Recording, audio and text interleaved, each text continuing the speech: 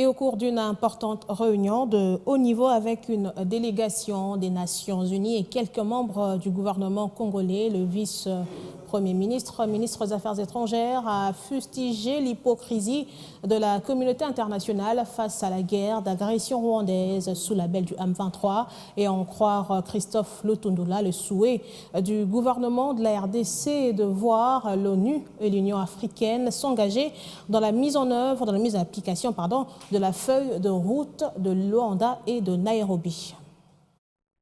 L'insécurité dans la partie orientale de la République démocratique du Congo était sur la table des échanges cet avant-midi autour du vice-premier ministre, ministre des Affaires étrangères et de la coopération internationale, Christophe Lutundula Apalapé-Napala.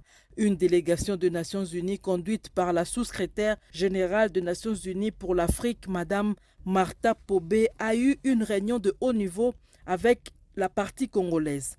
Les Nations Unies sont en République démocratique du Congo depuis plusieurs années. Le but de leur mission à Kinshasa, c'est voir avec le gouvernement comment contribuer à une paix durable en apportant un appui au processus de Nairobi par une mobilisation des bailleurs de fonds. Aussi, voir avec le gouvernement congolais comment réviser le plan de transition conjoint qui va aider les Nations Unies à configurer la mission de la MONUSCO en RDC, avoir une présence utile qui s'aligne sur les attentes de la RDC.